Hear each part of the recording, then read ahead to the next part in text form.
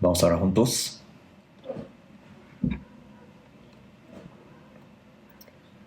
Dios nuestro Padre Celestial, Santo y Misericordioso, que siempre nos amas.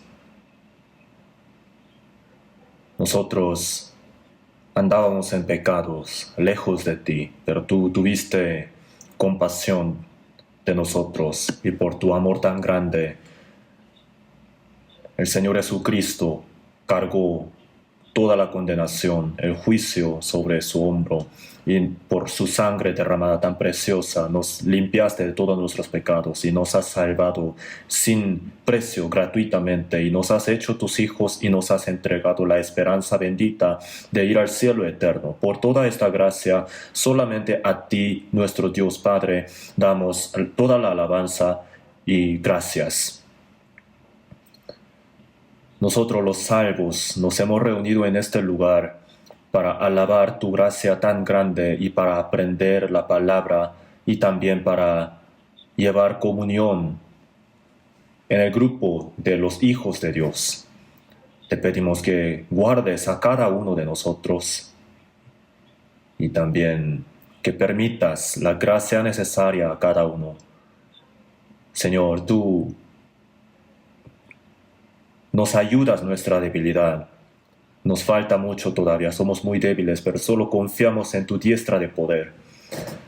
Con tu palabra y la mano poderosa, te pedimos que nos ayudes para que podamos vivir como es digno de un hijo de Dios. En todo nuestro país y en toda parte del mundo están todos los hermanos que predican el Evangelio en dificultades. Te pedimos que los guardes con el poder del Espíritu Santo, para que con el corazón muy valiente puedan predicar el Evangelio a fin de que más almas reciban la salvación, que se manifieste el poder de Dios. Y también te pedimos que permitas a todos los que predican tu palabra el poder del Espíritu Santo para que puedan predicar el Evangelio con el corazón muy valiente y que así tú seas glorificado y que sea entregada a todos nosotros la palabra necesaria para cada uno de nosotros. Esta hora también haznos entender tu voluntad santa, tu palabra, y también que no nos olvidemos de la palabra fácilmente, sino que podamos guardarla a fin de que tú seas glorificado. Solamente esperamos que el Espíritu Santo nos guíe desde el principio hasta el fin. En el nombre de nuestro Señor Jesús oramos. Amén. Vamos a buscar en la Biblia Apocalipsis, capítulo 1. Apocalipsis, capítulo 1.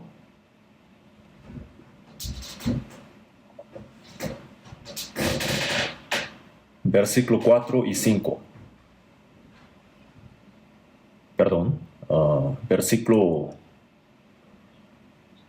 Apocalipsis capítulo 1, versículos 5 y 6. Apocalipsis capítulo 1, 5 y 6. Y de Jesucristo, el testigo fiel, el primogénito de los muertos y el soberano de los reyes de la tierra, al que nos amó y nos lavó de nuestros pecados con su sangre, y nos hizo reyes y sacerdotes para Dios, su Padre. A él sea gloria e imperio por los siglos de los siglos. Amén.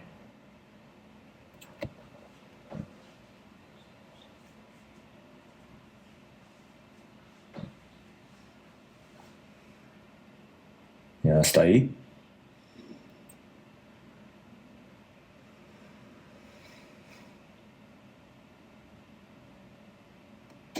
Estamos en el fin del mundo que Dios ha determinado y como sabemos bien, el mundo está lleno de maldades. La ciencia se desarrolla, la civilización avanza, el arte también se desarrolla, el entretenimiento también, todas las cosas se desarrollan, pero más rápido se desarrolla el pecado y el mundo está lleno de pecado. En la generación de Noé, el mundo estaba lleno de pecados y por eso Dios juzgó al mundo con el agua y destruyó todo. De la misma manera ahora, el Evangelio se ha predicado en toda parte del mundo.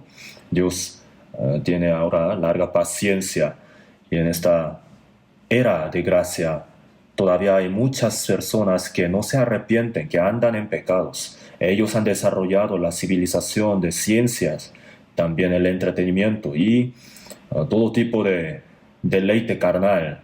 Y no les interesa para nada las obras de Dios. A todos ellos Dios algún día va a juzgar y todos nosotros sabemos eso, como lo dice en 2 de Pedro 3:7, por lo cual el mundo de entonces pereció anegado en agua, pero los cielos y la tierra que existen ahora están reservados por la misma palabra, guardados para el fuego, en el día del juicio y de la perdición de los hombres impíos, para juzgar al mundo al final con el fuego. Dios tiene larga paciencia ahora. Dios todavía reserva el mundo durante todo el tiempo de la predicación del Evangelio. Pero Dios, algún día se va a acabar la paciencia de Dios. En este fin del mundo, nosotros hemos sido salvos de en medio de este pecado del mundo y también hemos sido separados del mundo. Y como hijos de Dios, como santos, nosotros ahora podemos vivir en el Señor, en el grupo, con esta fe y esperanza, bajo la protección y la guía del Espíritu Santo. Esto es una gran gracia y también es un milagro. Entonces, ¿cómo tenemos que vivir nosotros los cristianos salvos? Como siempre estamos aprendiendo, nuestro cuerpo todavía está en el mundo, pero nosotros no pertenecemos al mundo. Hemos sido escogidos por Dios. Para entrar en el reino de Dios hemos sido separados santamente. Entonces, para servirle a Dios, hemos sido separados de manera santa. Entonces, nosotros, de verdad, los cristianos, ¿cómo tenemos que vivir? Es un tema muy importante.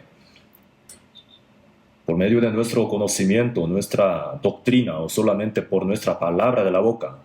Así no se cree. Nuestra fe no se basa en tales cosas solamente. La verdad de Dios se tiene que manifestar a través de nuestro corazón y también a través de nuestra vida, para que podamos ser llamados realmente cristianos y para que podamos tener una evidencia de que somos realmente los que tienen la fe y la esperanza eterna. Entonces, la Biblia continuamente nos enseña sobre cómo deben vivir los cristianos salvos. Estamos aprendiéndolo.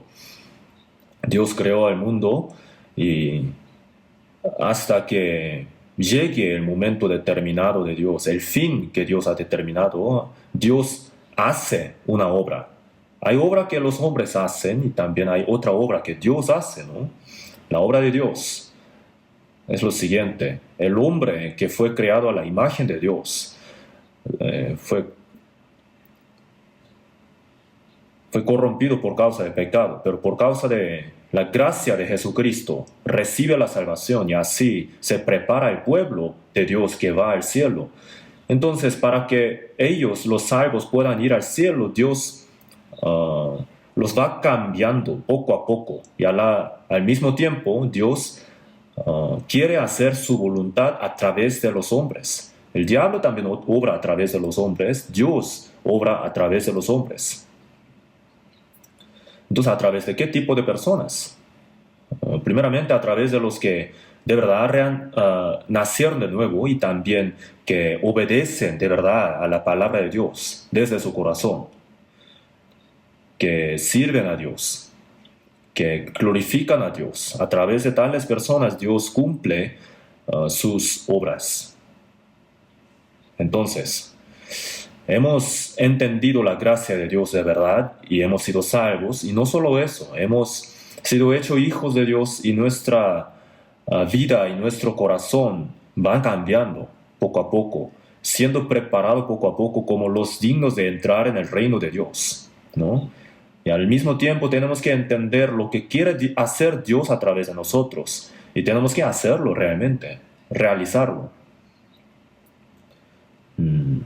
La diferencia de la gente del mundo y nosotros es la salvación, ¿no? Y no se refiere esto a algo de conocimiento o a alguna doctrina o a alguna vida religiosa que uno va a la iglesia y eso no es. Hay mucha gente que tiene una vida religiosa.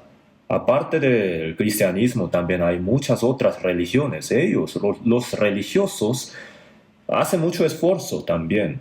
Nosotros los cristianos salvos, si viviéramos de la misma manera, de la misma forma que esos religiosos, entonces hay algo equivocado ahí. Dios nos enseña a través de la Biblia cómo debemos vivir nosotros los hijos de Dios. Entonces tenemos que obedecer a 100% a esa palabra, tenemos que sujetarnos. El domingo pasado también nosotros aprendimos que nosotros los salvos somos separados del mundo, que tenemos que servirle a Dios, que tenemos que glorificarle a Dios. Y también para cumplir la obra santa de Dios hemos sido separados. Entonces, en el pasado nosotros vivíamos en medio de pecados, lejos de Dios. Sin embargo, hemos sido hechos el pueblo santo de Dios por medio de la salvación. Y también nos ha hecho los sacerdotes. Sobre esto hoy también vamos a continuar aprendiendo. Apocalipsis 1:5, otra vez les leo. El testigo fiel, el primogénito de los muertos. Jesucristo, ¿no? Dice aquí, el testigo fiel. El testigo fiel. El testigo fiel de Dios. El testigo no solo testifica de Dios, sino también cumple la obra de Dios.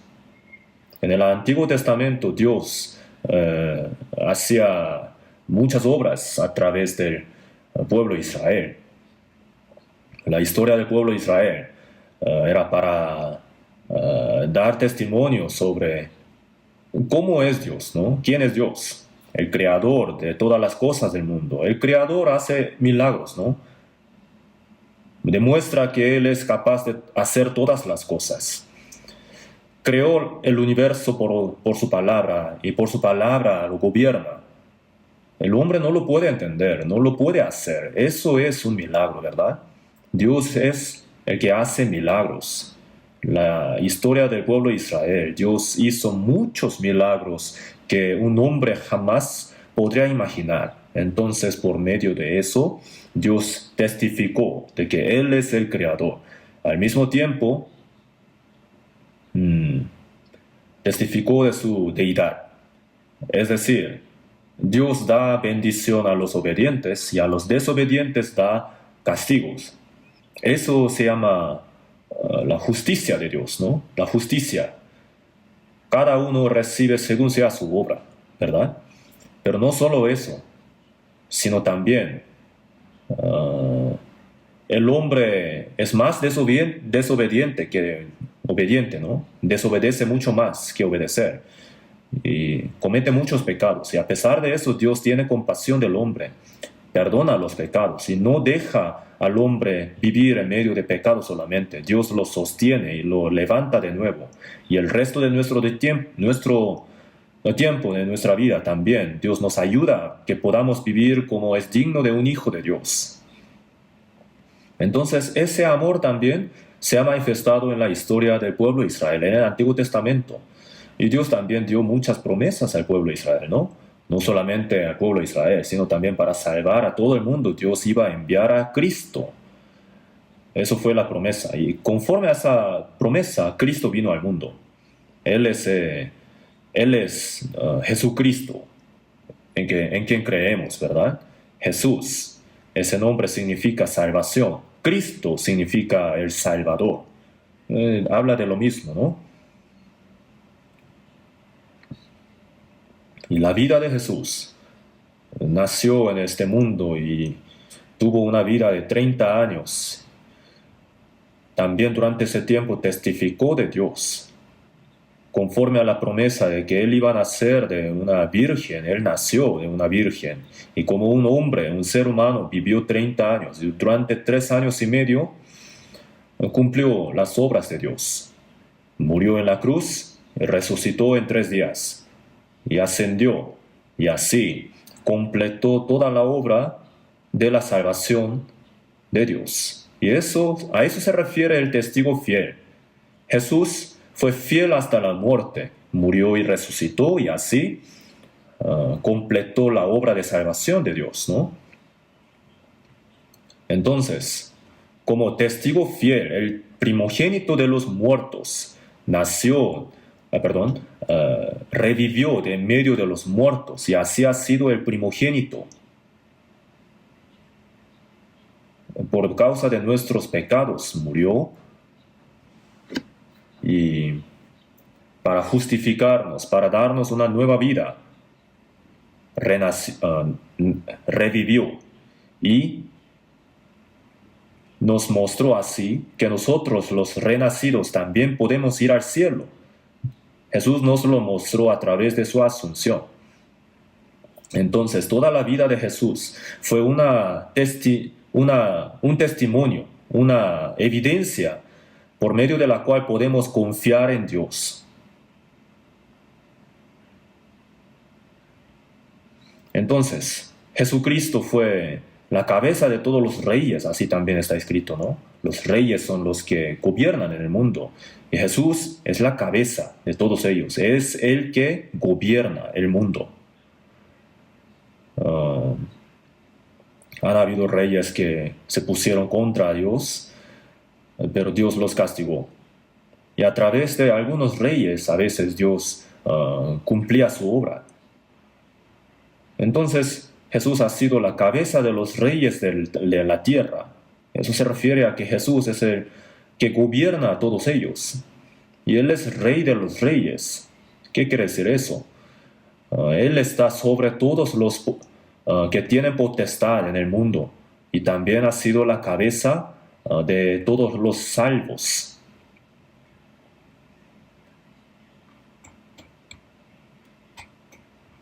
Entonces,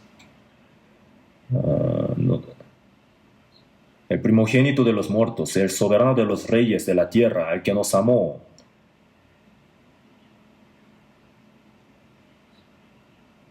El apóstol Juan, quien escribió esta Biblia, acá está diciendo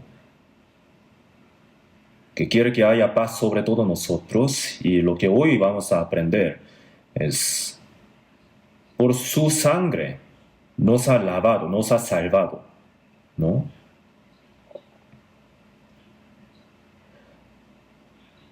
Jesús es el amor de Dios encarnecido. Nosotros hemos conocido y creído el amor que Dios tiene para con nosotros. 1 Juan 4:16, ¿no? Entonces el amor de Dios para con nosotros se ha manifestado a través de Jesús, y la muerte y la resurrección fueron como una evidencia, un modelo real. De tal manera amó Dios al mundo, que ha dado a su Hijo unigénito. Dios no nos amó solo con su palabra, sino también envió a su Hijo unigénito y lo hizo morir en lugar de los pecadores. Y así se ha manifestado el amor de Dios. Nos amó y nos lavó de nuestros pecados con su sangre. Jesús murió y derramó la sangre. Por medio de esa sangre, Dios nos lavó de todos nuestros pecados eternamente y nos ha librado de la condenación, del juicio de pecado. Nos ha librado. Eso se refiere eso significa lo mismo que nos lavó de nuestros pecados. De la condenación, de la muerte, nos ha librado. El que tiene la pena de muerte, por ejemplo, condenación de muerte, si a él le dijera: tú estás libre, entonces se sorprendería, ¿no? Está libre ahora, entonces estamos libres nosotros. De nuestros pecados hemos sido librados. No solamente nos salva la sangre de Jesús, sino también nos ha librado del pecado y de la condenación eterna, de la potestad de Satanás. Y el versículo 6, nos hizo reyes y sacerdotes para Dios, su Padre. A Él sea gloria e imperio por los siglos de los siglos. Amén. Nos ha librado de nuestros pecados, y también acá habla de un propósito por el cual nos ha salvado. Nos hizo reyes y sacerdotes para Dios, su Padre. Isaías 43 también dice, yo soy el que borro tus rebeliones por amor de mí mismo.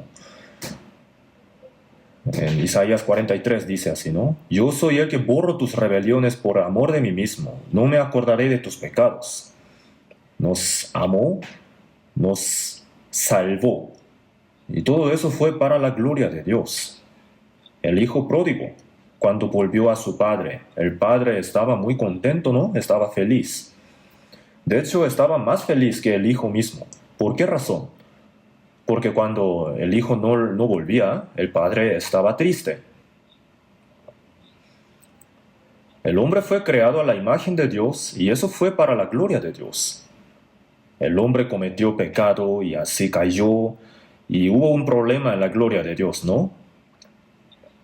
Entonces, el que fue creado para la gloria de Dios, en Isaías 43 dice, para gloria mía los he creado. Para gloria mía, dice. El hombre fue creado para la gloria de Dios. Nos salvó también para la gloria de Dios. Entonces, después de que nos salvó, el resto de nuestra vida es para la gloria de Dios. Por lo tanto, para nuestro Padre Dios, nos ha salvado nuestro Padre Dios. Nuestro Padre Dios dice aquí, Padre nuestro que estás en los cielos, así nos ha mandado orar, ¿verdad? Entonces, Our Father in Heaven, en inglés así dice, nuestro Padre, todos nosotros los salvos, el Padre nuestro celestial, es el que creó todas las cosas del universo y también que las gobierna y que está en la gloria eterna, está en el cielo. Ese Dios ha sido nuestro Padre. Entonces nuestro Padre Dios nos ha hecho su reino y sus sacerdotes. Tenemos que entender primeramente que Dios nos salvó para su gloria. Entonces, el resto de nuestra vida, ¿cómo la tenemos que llevar? Tenemos que vivir para ese propósito por el cual Dios nos salvó. 1 Pedro 2:9 también dijo, mas vosotros sois linaje escogido, real sacerdocio, nación santa, pueblo adquirido por Dios. Nosotros somos linaje escogido, real sacerdocio, real, rey. Él es el que gobierna, ¿verdad? El ministerio más glorioso en medio del pueblo de Israel era sacerdocio. No cualquier persona podía ser sacerdote. Entre los levitas también solamente los hijos de Aarón podían ser sacerdotes. Entonces nosotros los salvos, todos nosotros somos real sacerdotes como reyes. Tenemos este ministerio tan glorioso. El rey representa la gloria y no solamente queda ahí sentado, sino tiene que gobernar bien, conforme a la voluntad de Dios. Entonces, ¿qué tenemos que gobernar? Nosotros somos sacerdotes gloriosos de Dios. Algunos dicen, ¿quién es el sacerdote? En el Nuevo Testamento, pastor, usted es el sacerdote. Pero en la Biblia no dice que un pastor es sacerdote. Todos nosotros los salvos somos sacerdotes de Dios.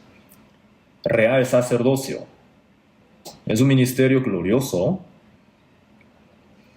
Y sacerdote como rey. ¿Qué quiere decir esto? No solamente es glorioso, sino también es el que gobierna. El rey tiene potestad. Entonces, los reyes de Israel tenían la potestad que Dios había otorgado. Y conforme a la voluntad de Dios tenían que gobernar el reino. Entonces nosotros, ¿qué tenemos que gobernar? No tenemos que gobernar sobre otras personas, sino sobre uno mismo. ¿No? Primera de Pedro, capítulo 2, versículo 11. Amados, yo os ruego como a extranjeros y peregrinos, que os abstengáis de los deseos carnales que batallan contra el alma. Que abstengáis de los deseos carnales que batallan contra el alma. Entonces en nosotros está el espíritu, el cual quiere vivir conforme a la voluntad de Dios, porque según el hombre interior me deleito en la ley de Dios, así dice, ¿no? Entonces hay otra ley a la que no le gusta, pero veo otra ley en mis miembros que se rebela contra la ley de mi mente y que me lleva cautivo a la ley del pecado que está en mis miembros. Se refiere a la naturaleza pecaminosa.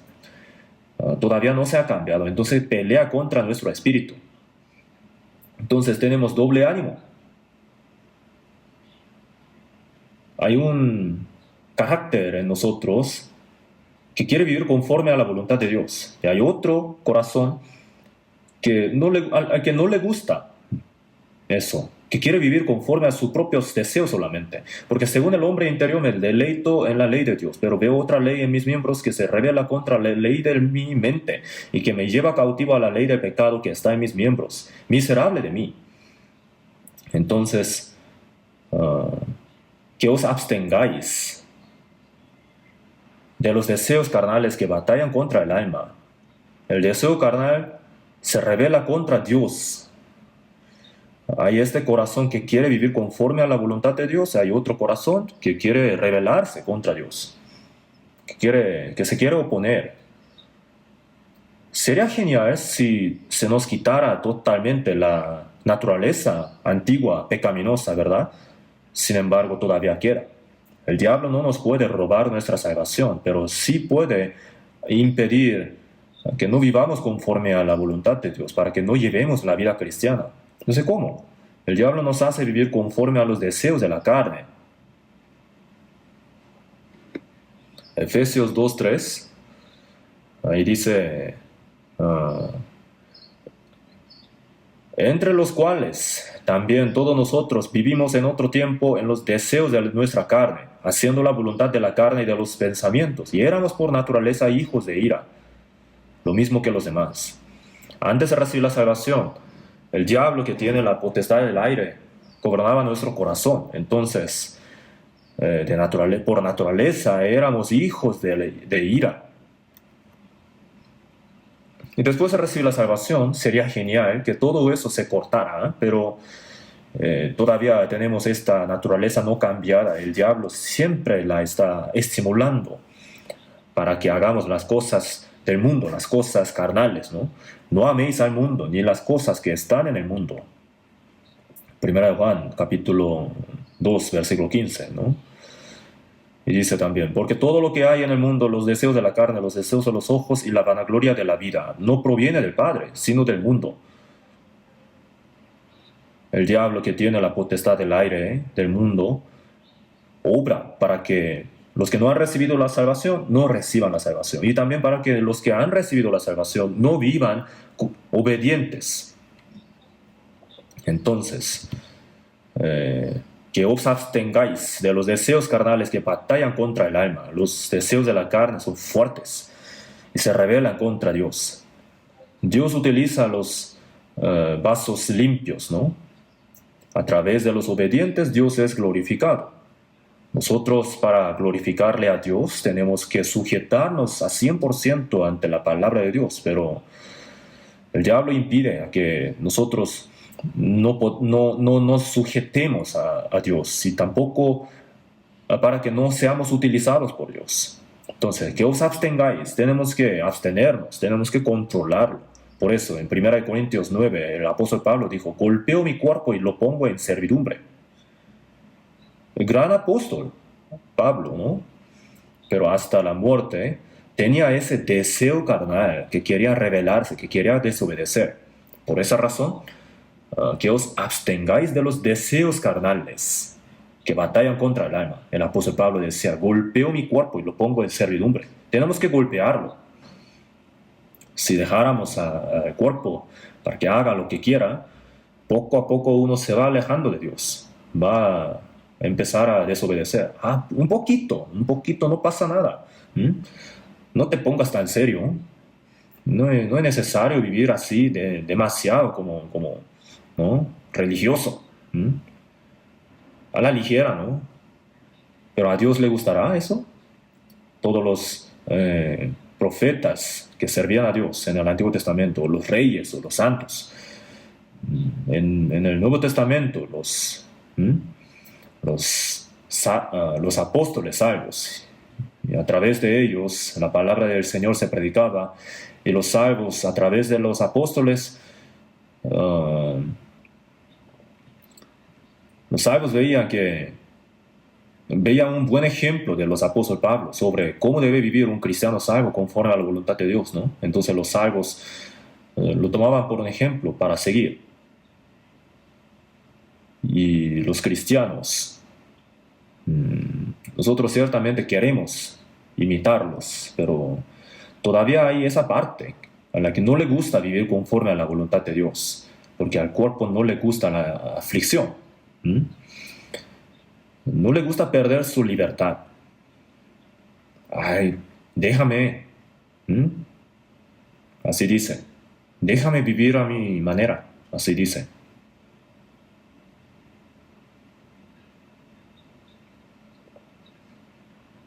A veces uno piensa así, ¿no? Que vivir conforme a la voluntad de Dios o la voluntad del Espíritu Santo es como estar ¿m? bajo un control. Es como perder la libertad. Pero la carne, si tuviera la libertad, comete pecado. Tenemos libertad en la verdad, pero vivir conforme a la voluntad del carne no es la libertad, es libertinaje. Por esa razón, el apóstol Pablo dijo que tenemos que golpearlo. No sea que habiendo sido heraldo para otros, yo mismo venga a ser eliminado.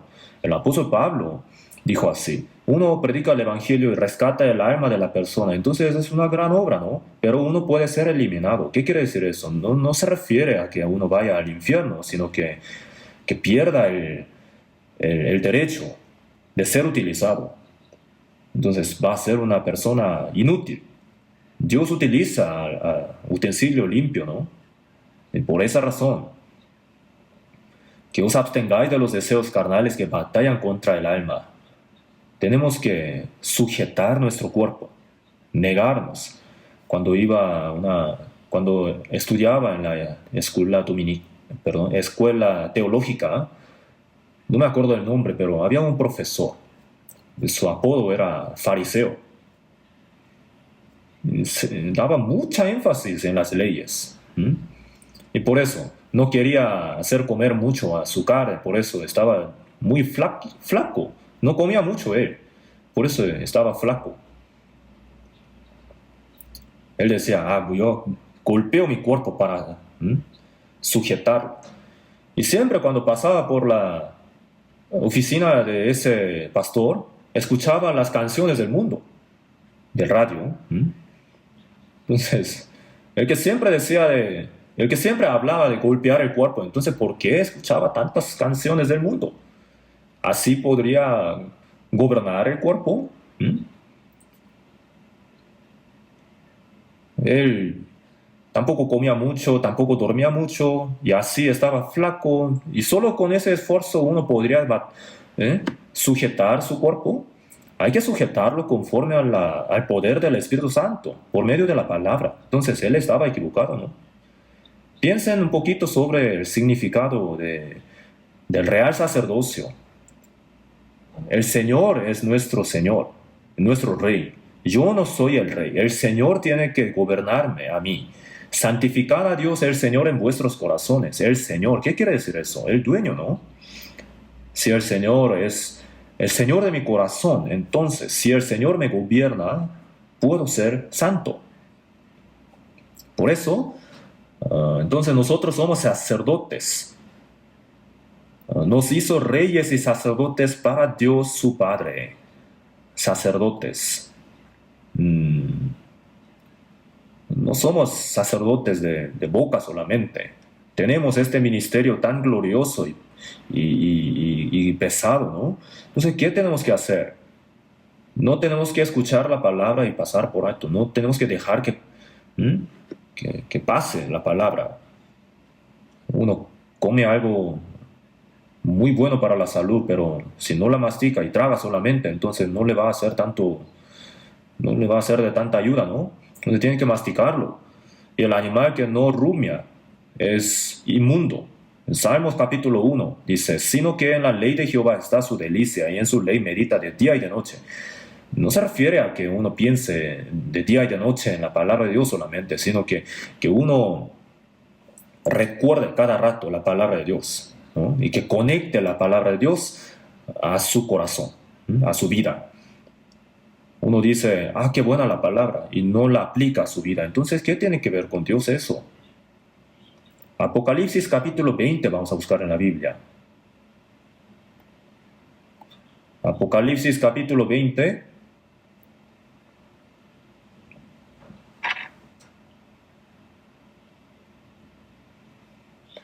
Capítulo 20, versículo 6.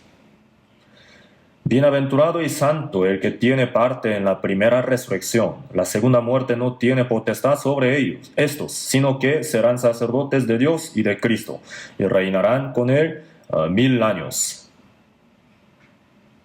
En el reino de 1000 años, el Apocalipsis capítulo 20 habla del reino milenio, ¿no? El reino del Señor, de 1000 años. El que tiene parte en la primera resurrección, se refiere a la primera resurrección que va a suceder en la segunda venida del Señor. ¿Y la segunda resurrección a qué se refiere? Se refiere a la de los pecadores, para que vayan al infierno. Por eso en Juan capítulo 5, versículo 28 dice, vendrá hora cuando todos los que están en los sepulcros oirán su voz, y los que hicieron lo bueno saldrán a resurrección de vida. Los que hacen lo bueno viven conforme a la voluntad, son los que viven conforme a la voluntad de Dios por el hecho de que son salvos. Ellos saldrán a la resurrección de la vida. No solamente sus almas van a ir al cielo, sino también su cuerpo será resucitado y será transformado como el cuerpo glorioso del Señor. Por eso en 1 Corintios 15 dice, todos seremos transformados en un momento, en un abrir y cerrar de ojos, a la final trompeta, porque se tocará la trompeta y los muertos serán resucitados incorruptibles y nosotros seremos transformados. Este cuerpo mortal va a ser transformado a un cuerpo glorioso, eterno, incorruptible. Esa es la primera resurrección. Y todos los que no tienen parte en la primera resurrección van a tener su parte en la segunda. Los que hicieron lo malo a resurrección de condenación. No solamente van los espíritus de los que... No solamente los espíritus van al infierno, lo saben, ¿no? Mateo 10, 28 dice, temed más bien a aquel que puede destruir el alma y el cuerpo en el infierno. El cuerpo comete pecado, entonces no solamente el espíritu va al infierno, sino también será resucitado el cuerpo y juntos serán echados al infierno, a la segunda muerte. Bienaventurado y santo el que tiene parte en la primera resurrección. La segunda muerte no tiene potestad sobre estos. La segunda muerte se refiere al infierno, sino que serán sacerdotes de Dios y de Cristo y reinarán con él 1000 años. En el reino de 1000 años entrarán los cristianos salvos, ¿lo saben? Así va el orden. Primero, el Señor Jesús va a venir en el aire por segunda vez. Y ahí comienzan los 7 años de tribulaciones. Nosotros los salvos renacidos no vamos a entrar en esa era de los 7 años de tribulaciones. Y durante los 3 años y medio, los judíos van a recibir la salvación por la predicación de 2 profetas durante 1660 días, 1620 días, son exactamente 3 años y medio. Y 12,000 personas por tribu recibirán la salvación. En total, 144,000 judíos, porque así es el número determinado por Dios. Ellos van a recibir la salvación durante los primeros 3 años y medio. Y ahí será edificado el templo de Dios en Jerusalén. Y luego, cuando sea terminado, el anticristo va a sentarse ahí y va a decir, yo soy Dios, yo soy Cristo. Y todos los judíos que no creían en Jesús, ellos dirán, él debe ser el Mesías, al cual esperábamos. Entonces ese anticristo hará milagros, grandes milagros. Elías hacía caer fuego del cielo, ¿no? En el Antiguo Testamento Dios no permitía a los profetas falsos hacer tal milagro, pero uh, el falso profeta de Anticristo realmente hará caer el fuego del cielo y van a hacer una imagen y harán que esa imagen hable. Imagínense que una imagen hable. En nuestro tiempo hay algo, una técnica de inteligencia artificial y así hace que haga lo que ¿no? haga las cosas del hombre. Y un robot también puede hacer algo similar a lo que el hombre hace, pero yo no creo que sea de ese nivel solamente. Van a hacer una imagen y dice en la Biblia que le dará aliento a la imagen y realmente va a hablar. Entonces la gente quedará asombrada. Con la potestad de Satanás hará milagros para engañar a la gente. Y por eso, la segunda etapa de los 7 años, los últimos 3 años y medio, el anticristo va a gobernar totalmente el mundo. Y ahí todo el mundo será unificado. Ahora está a punto de ocurrir guerras, ¿no? El mundo está dividido. Pero anticristo hará un mundo, one world. En Nueva York hubo un ataque terrorista, ¿no? 11 de septiembre, World Trade Center. Yo conocí el lugar. Torres gemelas fueron derrumbadas y ahora hay un solo edificio, una sola torre de 110 pisos. Y el nombre que tiene ese edificio es un problema porque dice One World, un mundo. Y en Nueva York también está el centro de Rockefeller y también hay una plaza ahí, una fuente. Y justo al frente de ese edificio hay una escultura de una persona recostada. No entendí el significado exacto de esa escultura. Creo que significa algo, pero lo importante es que esa persona tiene un compás en su mano. De verdad lo tiene. Entonces, ¿por qué? ¿Para qué es un compás? Seguramente habrán escuchado. Los judíos tienen la técnica de, de construcción en piedra.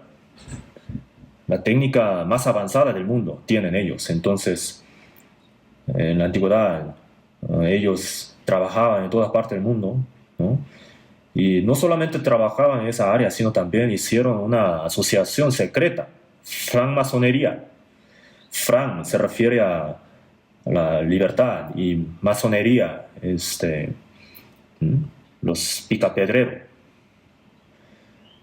Y la herramienta más importante de ellos es compás.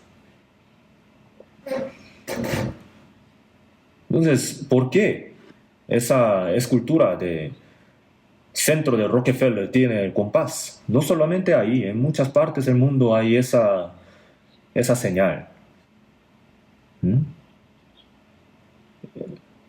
Es como compás. Israel está en el centro del mundo, ¿no? Entonces ellos van a poner el compás ahí y hará un círculo y así va a gobernar todo el mundo con el poder económico y también poder político que han estado acumulados durante mucho tiempo, ¿no? Durante 2000 años ellos serán asesinados por los gentiles y ellos se quieren vengar. Van a hacer un mundo gobernado por los judíos y ese plan está en progreso. No es una teoría, es una asociación realmente terrible. Y otra señal, otro símbolo es escuadra. Esos son los símbolos de francmasonería. También tienen otro nombre, Illuminati, ¿verdad?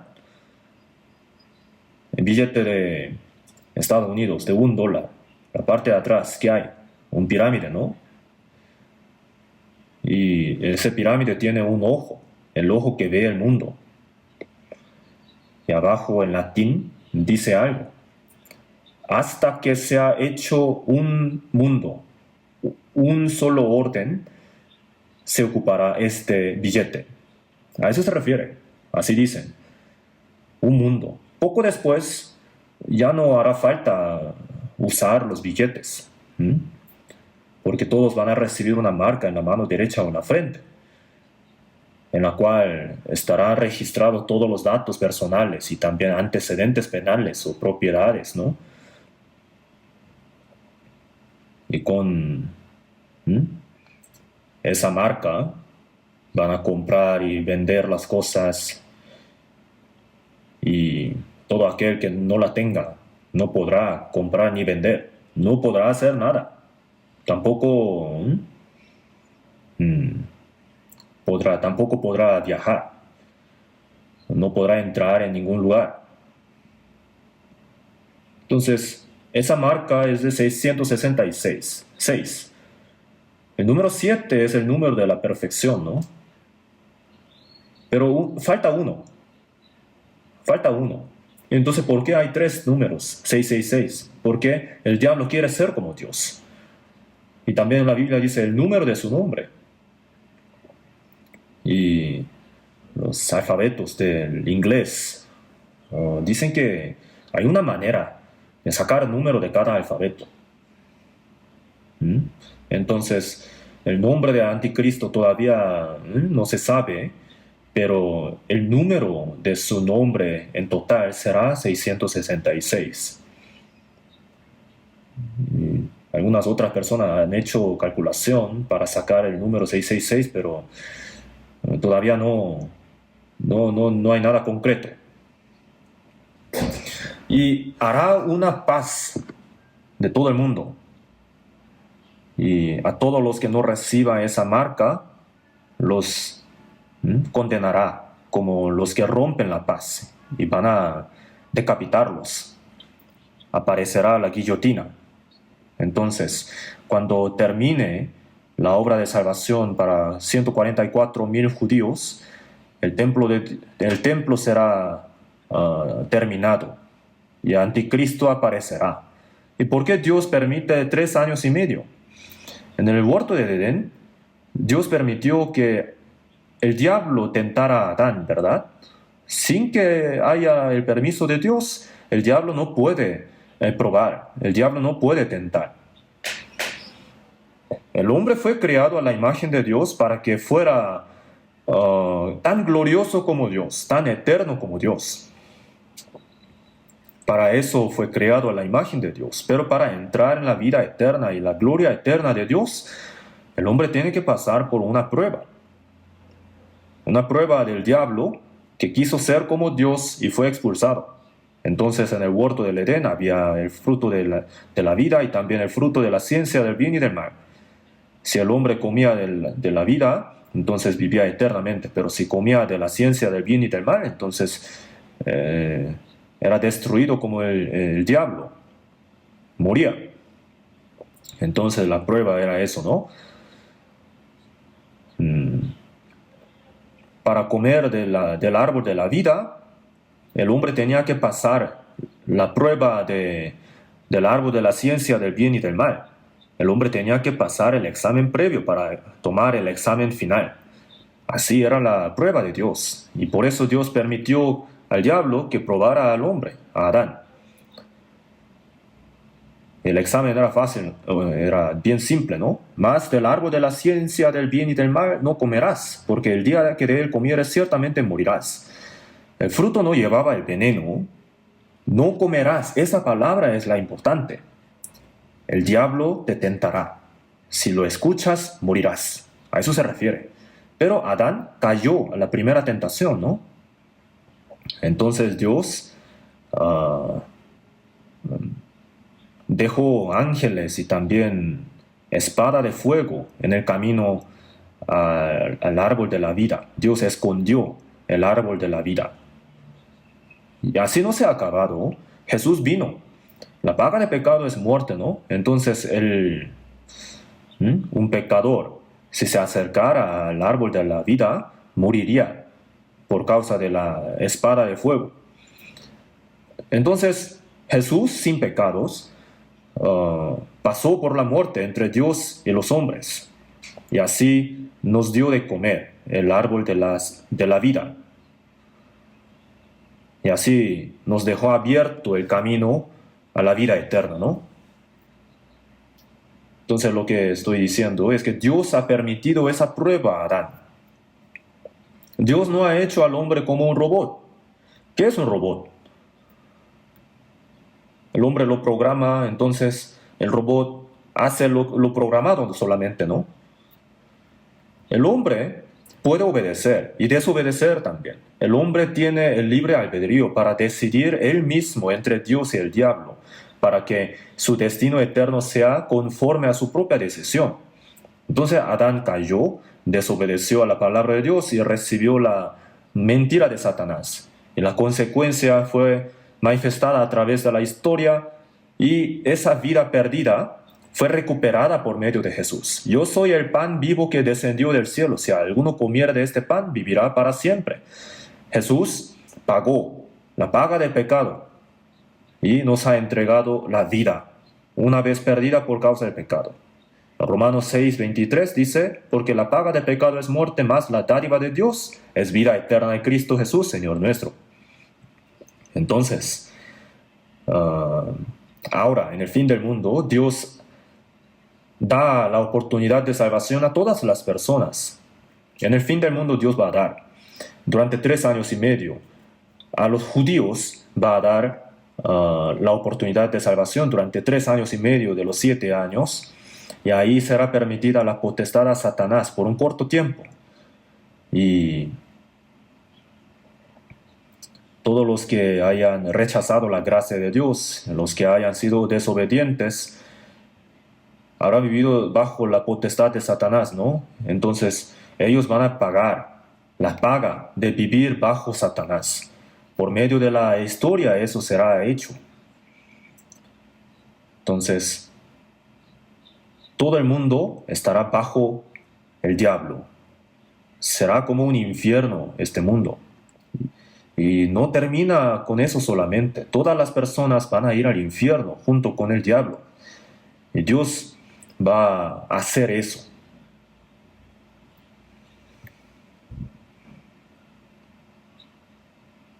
Entonces, después de que termine esa etapa de los 7 años de tribulación,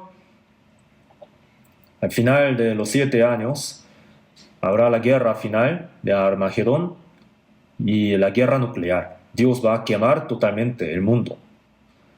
Y si desechara toda la tierra, qué desperdicio, ¿no? Porque así sería un fracaso total la tierra. Entonces Dios va a crear de nuevo, recrear la tierra. Tan hermosa, más que el huerto del Edén. Y los salvos entrarán ahí. Así que durante ese periodo de los 1000 años,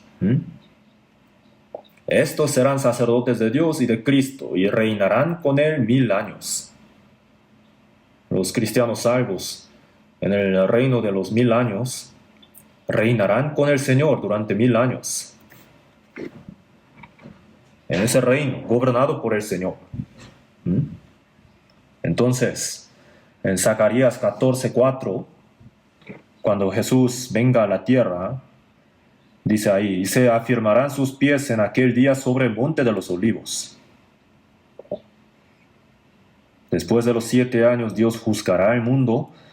Y en Zacarías capítulo 14, está escrito sobre una guerra. Todo el mundo contra Israel.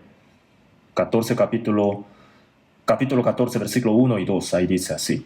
En el versículo 4, ahí dice que todas las naciones irán a Jerusalén para atacar. Y en el versículo 12 dice, y esta será la plaga con que herirá Jehová a todos los pueblos que pelearon contra Jerusalén. La carne de ellos se corromperá estando ellos sobre sus pies, y se consumirán en las cuencas sus ojos, y la lengua se les deshará en su boca. Una palabra terrible, ¿no? Estando de pie, el hombre, ¿cómo puede ser descompuesto? ¿Cómo se corrompe estando de pie? ¿Qué quiere decir eso? Estando vivo se va a corromper. ¿Por qué entonces primero los ojos y la lengua? Cuando explota una bomba nuclear, las partes que se derriten primero son las partes más húmedas, los ojos y la lengua, y luego la carne. ¿Mm? En un momento pasa eso. Ezequiel capítulo 38 también describe la guerra nuclear, ¿no? De hecho, la guerra nuclear es la única explicación para esos capítulos. Esas cosas son las que van a suceder en el fin. Y en el Monte de Olivos Jesús vendrá. Yo he podido ir a ese lugar, conocer ese lugar 2 veces, el Monte de los Olivos. Y cuando fui allí, yo también di una prédica a los pastores que me acompañaban. Hablé de Zacarías capítulo 14 y la restauración de Israel. Y un pastor de la iglesia de presbiteriana decía, ¿en qué parte de la Biblia dice eso? No sabía nada. De todos modos, entonces, ¿por qué yo di esa prédica? Porque nosotros dábamos prédicas por turno. Fuimos de un viaje. Entonces me tocó ahí cuando estuve en el Monte de los Olivos. Jesús dijo así, ¿no? Así vendrá como le habéis visto ir al cielo. Jesús vendrá de nuevo. Y vendrá Jehová mi Dios con él todos los santos. Todos los santos. Los ángeles también vendrán. ¿Y cuándo será eso? Cuando Dios juzgue el mundo, en el fin del mundo. Y cuando comience los 1000 años del reino de Dios. Entonces, después de la guerra de Armagedón, cuando comience los 1000 años, Jesús vendrá a la tierra. Y nosotros los salvos también vendremos al mundo.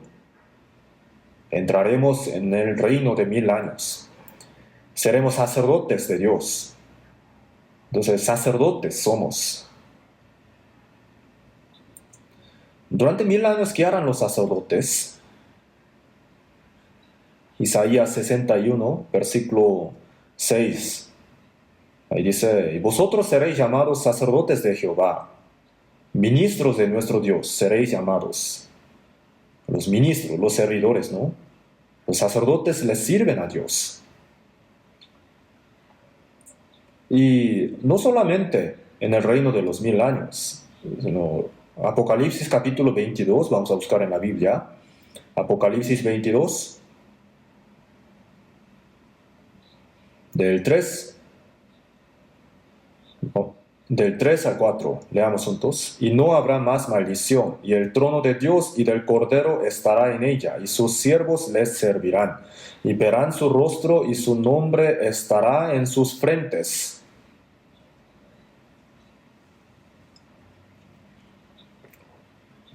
Esto se refiere al cielo eterno, Apocalipsis capítulo 22.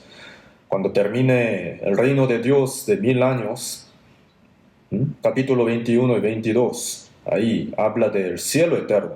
En el cielo eterno, el trono de Dios y del Cordero estará en ella,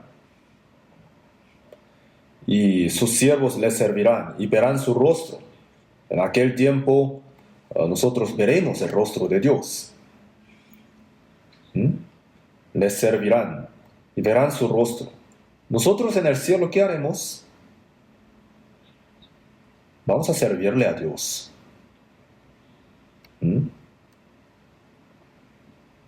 El servicio a Dios continuará aún en el cielo eterno. En el cielo, ¿quiénes servirán a Dios?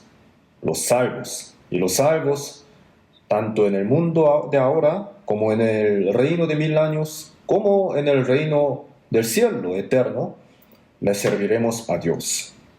Para eso nos ha salvado, para que nosotros le sirvamos a Dios. Tenemos que entenderlo bien. Estoy hablando de algo real. Entonces, ¿a qué se refiere servirle a Dios? Sujetarse a 100% a la palabra de Dios y glorificarle a Dios. Primera de Corintios, capítulo 10, vamos a buscar en la Biblia. Primera de Corintios, capítulo 10.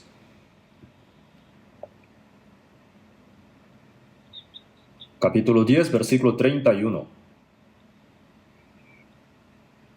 Leamos juntos. Si pues coméis o bebéis o hacéis otra cosa, hacedlo todo para la gloria de Dios. Si coméis o bebéis o hacéis otra cosa, coméis o bebéis o hacéis otra cosa. Otra cosa, es decir, todas las cosas, ¿no?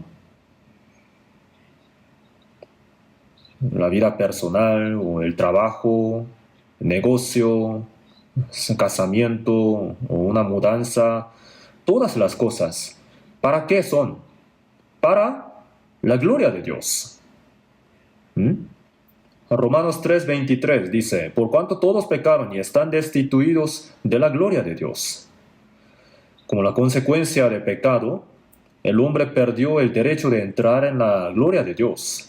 Pero en Hebreos capítulo 2, versículo 10, Dios dijo, porque convenía que habiendo de llevar muchos hijos a la gloria, perfeccionase por aflicciones el autor de la salvación de ellos. El Señor nos salvó, vino al mundo y murió como un grano de trigo, y así muchos hijos nacieron. Por la muerte de unigénito, muchos hijos nacieron, y así podemos entrar en la gloria de Dios. El propósito de salvarnos es para que entremos en la gloria de Dios. Entonces, convenía que el autor de la salvación de ellos perfeccionase por aflicciones.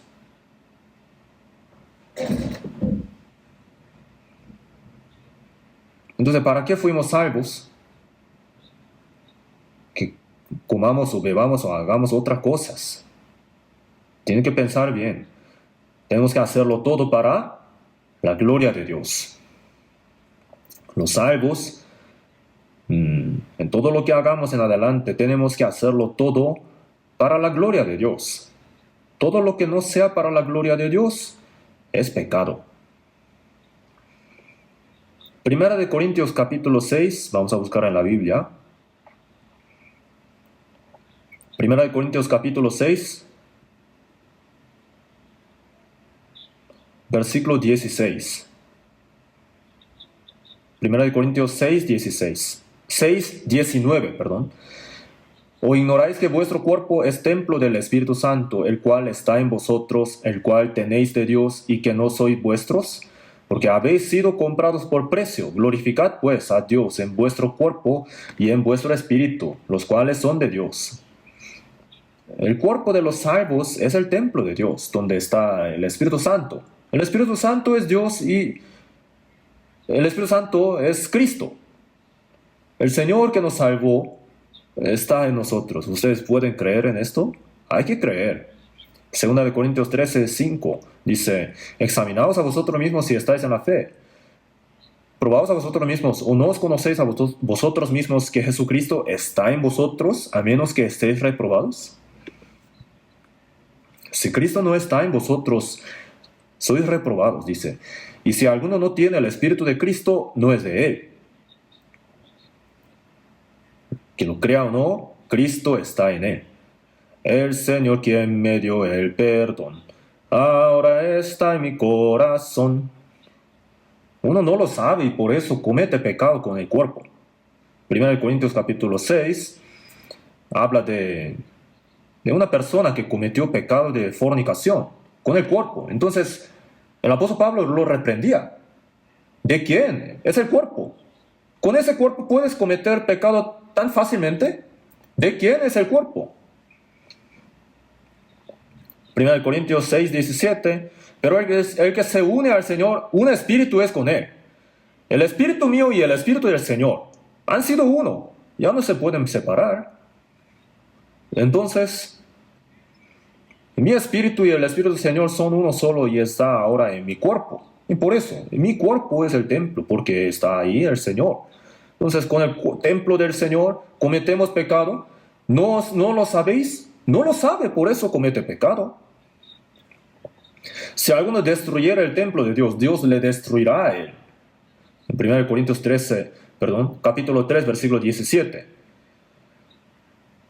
La iglesia también es el templo de Dios. No tenemos que contaminar el templo.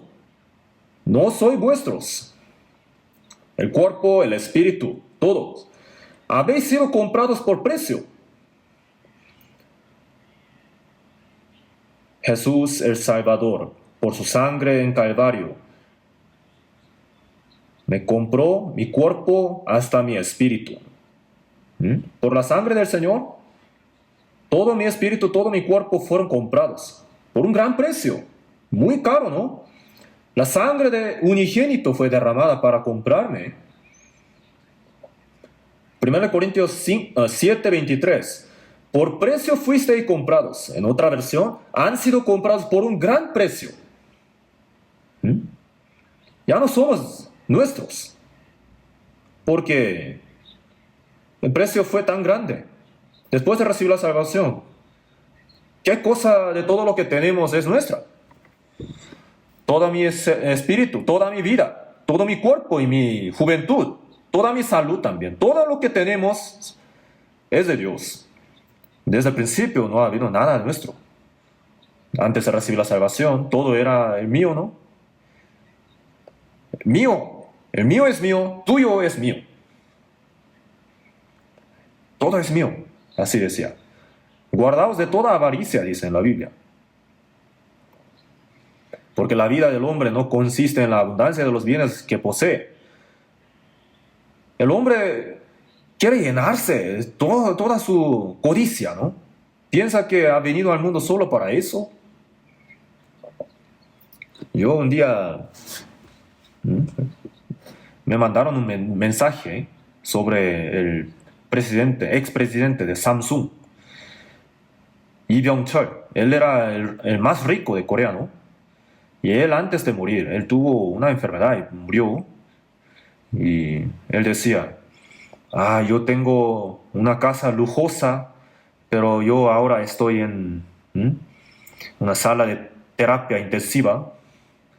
Yo tengo mi propio avión, podría ir a cualquier lugar, pero ya no puedo ir a ningún lugar.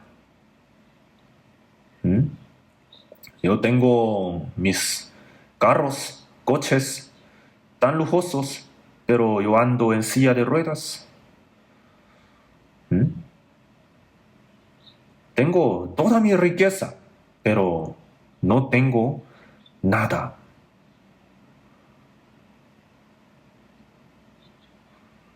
De verdad, él dijo así. Y por eso, tenía tanta riqueza. Sin embargo, no podía curar su enfermedad. Se sentía angustiado él. ¿La riqueza cura una enfermedad? No, ¿verdad? Mi único arrepentimiento es que yo hubiera repartido mi dinero a muchas personas. No lo he podido hacer. De eso me arrepiento, él dijo. ¿De verdad existe Dios? ¿De verdad existe el Espíritu? ¿De verdad existe el cielo y el infierno? Todo eso sean sus preocupaciones. A veces hablo de eso en el seminario de la Biblia, ¿no? Todos son vanos. De verdad. No tengan tanta codicia del mundo, hermanos, porque pronto pasa. Todos los ricos se han arrepentido. Steve Jobs también, ¿no? Antes de morir, dijo, si el hombre tiene lo suficiente para comer, entonces tiene que procurar algo más grande que comer, que ganar dinero. ¿A qué se refiere? Se refiere al espíritu. El que trabaja sin parar solo para ganar más dinero será un tonto como yo, un hombre torcido. Es verdad. Entonces, no sabemos cuándo moriremos. Pronto pasa la vida. No sabemos qué va a pasar mañana. Pero la codicia no tiene su fin. El hombre vive como si pudiera vivir miles de años, ¿verdad? Que no sean así. Qué genial sería si pudiéramos irnos cuando cualquier momento que venga el Señor, ¿no? Sin ningún arrepentimiento, ¿cierto? El Señor nos ha salvado para llevarnos al reino eterno. Tenemos que vivir conforme a ese propósito. Si pues coméis o bebéis o hacéis otra cosa, o por vida o por muerte, que vivamos o que moramos, para el Señor. Por eso en Romanos 14, del 7 al 8 dijo, porque ninguno de nosotros vive para sí, ninguno muere para sí. Pues si vivimos, para el Señor vivimos. Y si morimos, para el Señor morimos. Así pues, sea que vivamos o que moramos, del Señor somos. De nosotros, de los salvos, ¿no? Ninguno vive para sí, ninguno muere para sí. ¿Es así? ¿De verdad? Ninguno vive para sí, ninguno muere para sí. Para uno mismo uno se preocupa, para uno mismo se afana, para uno mismo vive y para uno mismo muere. Eso de verdad es una maldición. Lo siento, pero ¿qué valor tiene eso?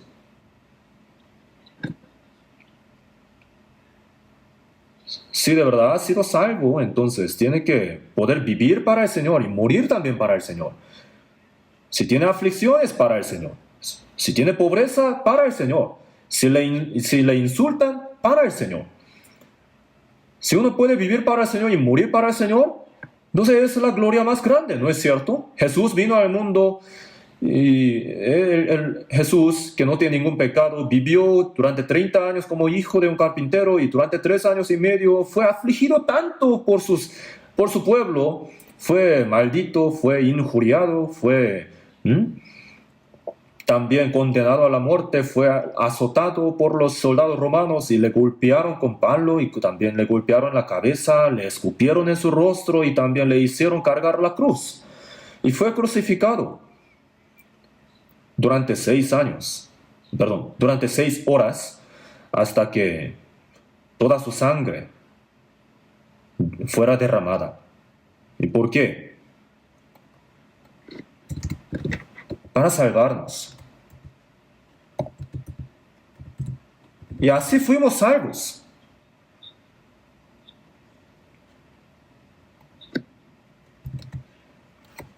Sea que vivamos o que muramos, del Señor somos. ¿Cómo tenemos que vivir? Pues para esto fuiste llamados. Para esto fuimos salvos. Para ser Señor así de los muertos como de los que viven. El Señor nos ha salvado para ese propósito. Yo he muerto por ti. Yo te salvé. Yo te salvé tu vida. ¿Y tú ahora podrás vivir por mí?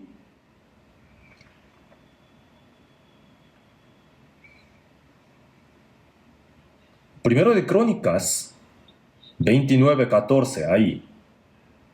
David, antes de morir, su deseo era construir el templo para Dios. Y Dios dijo, tú no podrás. Tú has derramado demasiada sangre. Entonces tu hijo, Salomón, construirá el templo para mí. Así es, David dijo. Entonces David dio todo lo que tenía para el templo. Todo el pueblo también entregó todo lo que tenía. Porque el templo de Dios tenía que ser el más hermoso del mundo, ¿no? Y oró a Dios. Primero de Crónicas 29:14. David, después de entregarlo todo, dijo, ¿quién soy yo y quién es mi pueblo para que pudiésemos ofrecer voluntariamente cosas semejantes? Pues todo es tuyo y de lo recibido de tu mano te damos. Y nosotros no tenemos nada, entonces somos como peregrinos, somos como viajeros. Venimos con las manos vacías y nos vamos con las manos vacías. Todo lo que tenemos fue dado por Dios, por el Señor. El Señor nos ha dado, entonces le entregamos lo del Señor a Dios. Es cierto lo que dijo, ¿no? De lo recibido de tu mano te damos. Génesis 22, versículo 2. Dios probó a Abraham, ¿no? Abraham, a su edad de 100, tuvo el unigénito Isaac. Isaac, cuando cumplió 14 años, era bien bonito, ¿no? Ante los ojos de su padre. Abraham tenía mucha riqueza y muchos siervos también, pero era viejo, hombre viejo, y su esposa también tenía mucha edad. Y el único gozo que tenía él era Isaac, ¿m? El hijo que él tuvo a su edad de 100. Estaba bien bonito, era obediente también, parece que fue muy obediente. Entonces, cuando su padre fue a Monte Moria para dar un sacrificio, Isaac dijo, la vez pasada yo también vine y había fuego, había el cuchillo y también leña, había también oveja, pero hoy no está el cordero. Tenemos el cuchillo, el fuego y también Isaac llevaba la leña para ¿m? subir el monte Moria. Pero ¿dónde está el cordero para el holocausto? Dios se proveerá el cordero para el holocausto. Abraham, ¿cómo habrá podido decir, tú eres el cordero? Así directo, ¿no? Dios se proveerá de cordero, así dijo. Y deja tu leña ahí, en el monte Moria habrá dicho. Y Isaac, hijo, hoy vamos a ofrecerle a Dios el mejor cordero. Dios, cuando dábamos sacrificio, siempre entregábamos el mejor, ¿no? Entonces, ese sacrificio serás tú hoy. Ven, hijo. Entonces, Isaac huyó. Así es, padre, hazlo. Átame mis brazos. Duro. Entonces Abraham lo puso sobre leña, estaba a punto de matarlo. Entonces, ¿Dios qué dijo? Abraham, Abraham. Tan apresurado, 2 veces, ¿no? ¡Stop! Porque ya conozco que temes a Dios, por cuanto no me rehusaste tu hijo, tu único. Génesis 22:12. Entonces, Dios no sabía cuánto amaba a Abraham a Dios. ¿Tenía que hacer eso para saberlo? Pero Dios quiere que la fe sea manifestada por medio de las obras. Dios no nos amó solo con sus palabras. Si nos hubiera amado solo con su boca, entonces ¿cómo pudiéramos saber de su amor? De tal manera amó Dios al mundo, dijo, de tal manera. De manera que su Hijo unigénito fue entregado hasta la cruz. Entonces Dios también quiso ver el acto del hombre. Abraham lo dio, lo sacrificó. Ahora ya conozco que me amas. Abraham aprobó la prueba. Ahora, ¿qué nos estará diciendo Dios? ¿Qué nos dirá? Jesús resucitó y a Pedro le dijo, Simón, hijo de Jonás, ¿me amas? Dijiste que me amas más que a otros, ¿no? Pero me negaste 3 veces. ¿Qué pasó? ¿De verdad me amas? Pedro lo sabía, ¿no? Sí. Sí, Señor, tú sabes que te amo. Pedro, al ver a Jesús, después de morir y resucitar, de verdad lo amó. Apacienta mis corderos, pastorea mis ovejas, apacienta mis ovejas. 3 veces preguntó y 3 veces respondió lo mismo. Sí, Señor, tú sabes que te amo. Apacienta mis ovejas. Pedro predicó el Evangelio del Señor y murió por la iglesia del Señor. Juan 21, al último, dijo, esto dijo dando a entender con qué muerte había de glorificar a Dios. Entonces, ¿qué es lo que el Señor nos demanda? Dios le dio el Hijo unigénito a Abraham y dijo, lo que te di, ¿me puedes devolver? A ver, inténtalo.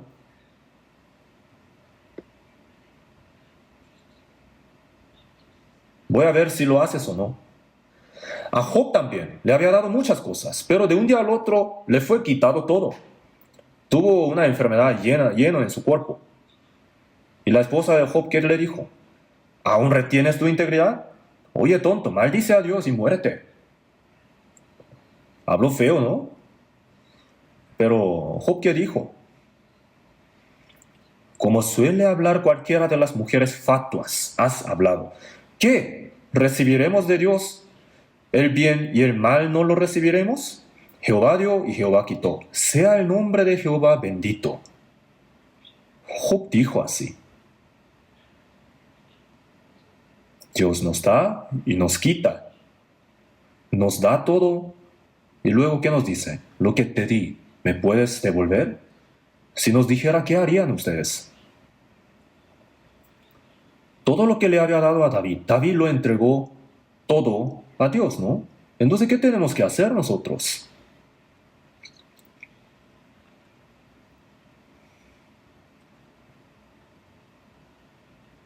Mateo capítulo 6. Vamos a buscar en la Biblia. Mateo capítulo 6.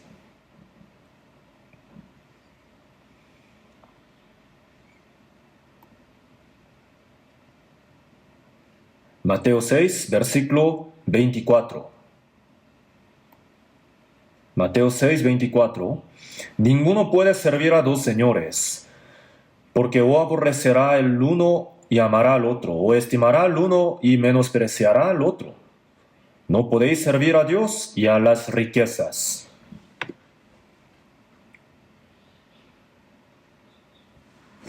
Ninguno puede servir a dos señores. Es verdad, ¿no? Ninguna mujer puede tener dos esposos. Nosotros no podemos servir al Señor y al dinero a la misma vez. ¿Por qué Jesús habrá dicho esto? Que ninguno puede servir a dos señores. A uno amará y a otro menospreciará. El pueblo de Israel, cuando estaba mezclado con los gentiles, servía a los ídolos de los gentiles y también a Dios. Servía a Dios y también a los ídolos, que no se sabía de dónde venía. ¿Era posible eso? ¿Cómo se atreve a dejar un ídolo ante Dios? Yo leyendo esa parte, yo decía, ¡ay, Señor! ¿Cómo podría un hombre servir a la riqueza al mismo tiempo? Sirviéndote. Pero Dios dice, no, lo has hecho, de verdad. Ninguno puede servir al Señor y a las riquezas al mismo tiempo.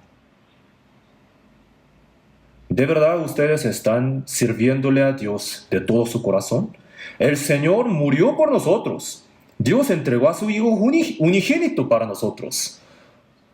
Nosotros deberíamos en realidad entregar toda nuestra vida para servirle a nuestro Señor. Filipenses 1:20, Pablo, ¿qué dijo? Conforme a mi anhelo y esperanza. Mi anhelo. ¿Cuál es mi anhelo?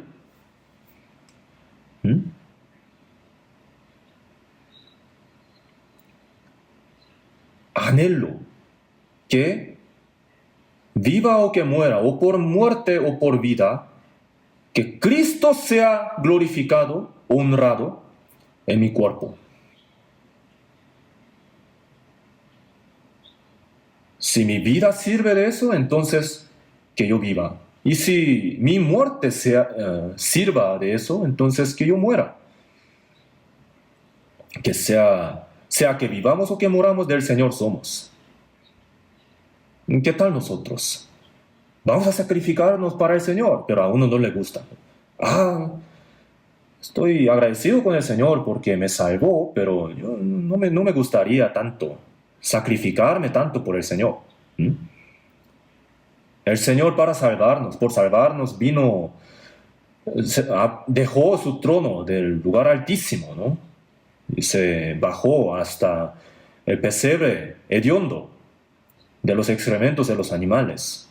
El Creador Dios vino al mundo y nació como el hijo de un carpintero pobre.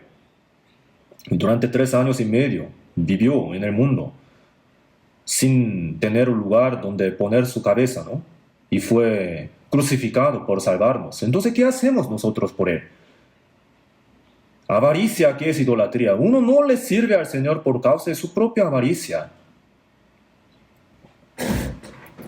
Para el Evangelio, para el Señor nos demanda el sacrificio.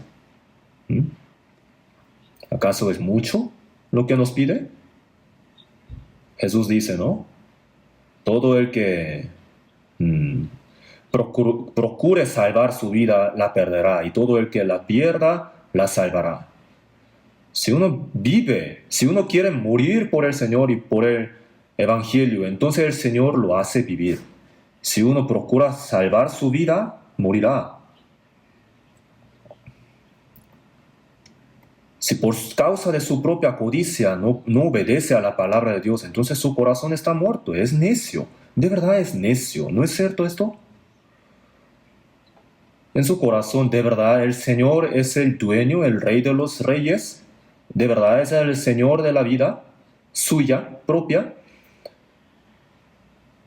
¿Y así lo está sirviendo? Vamos a buscar en la Biblia, Salmos 29, versículo 2.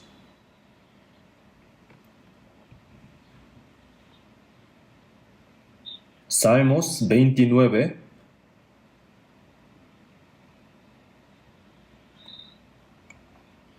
versículo 2.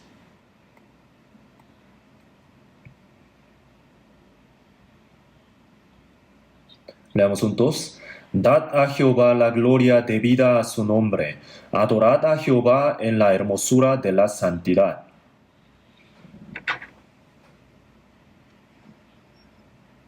Dad a Jehová la gloria debida a su nombre. La gloria debida a su nombre, ¿a qué se refiere eso? Jehová es el creador. Y también tiene el significado de Dios quien da gracia. Cristo tiene significado de mi Salvador, el Señor de mi vida. Entonces, dad a Jehová la gloria debida a su nombre. ¿Qué quiere decir eso? El Creador Dios, Dios que me creó, Dios que murió y resucitó por mí y así me salvó eternamente de la perdición. Salmo 116, versículo 12 dice,